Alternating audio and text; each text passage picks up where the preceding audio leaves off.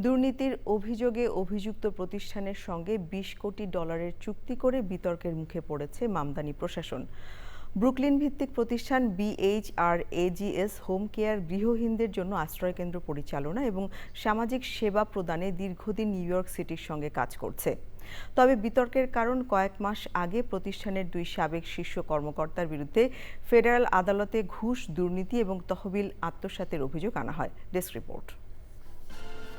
Brooklyn ভিত্তিক প্রতিষ্ঠান BHRAGS home care গৃহহীনদের জন্য আশ্রয়কেন্দ্র পরিচালনা এবং সামাজিক সেবা প্রদানে দীর্ঘদিন ধরে কাজ করছে নিউ ইয়র্ক সিটির সঙ্গে। সম্প্রতি প্রতিষ্ঠানটি সিটি প্রশাসনের সঙ্গে 2টি বড় চুক্তি করেছে।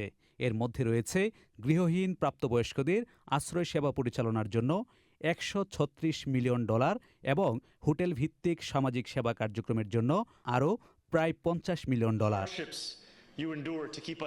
তবে এই চুক্তি নিয়ে মামদানি প্রশাসন পড়েছে সমালোচনার মুখে।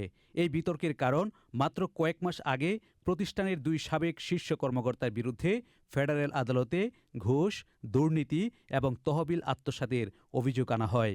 অভিযোগে বলা হয়, তারা সরকারি অর্থের অপব্যবহার এবং ব্যক্তিগত সুবিধা গ্রহণের সঙ্গে জড়িত ছিলেন। যদিও অভিযুক্তরা এসব অভিযোগ অস্বীকার করেছেন। নিউ ইয়র্ক পোস্ট তার প্রতিবেদনে উল্লেখ করেছে, এমন গুরুতর অভিযোগের পরও কিভাবে একটি প্রতিষ্ঠান আবারও শত শত মিলিয়ন ডলারের সরকারি চুক্তি পেতে পারে। বিরোধীরা বলছেন, এতে সরকারি অর্থ ব্যবস্থাপনা ও জবাবদিহিতা নিয়ে নতুন করে প্রশ্ন উঠেছে। প্রতিবেদনে জানানো হয়, নিউ ইয়র্ক সিটির সামাজিক সেবা বিভাগ বলছে, প্রতিষ্ঠানটির বর্তমান কার্যক্রম বন্ধ করে দিলে হাজার হাজার গৃহহীন মানুষের সেবায় বিঘ্ন ঘটতে পারে। তাই সেবা অব্যাহত রাখার স্বার্থে চুক্তিগুলো বহাল রাখা হলেও প্রতিষ্ঠানটির কার্যক্রম পর্যবেক্ষণের জন্য একজন স্বাধীন মনিটর নিয়োগ করা হবে। Desk report, channel I.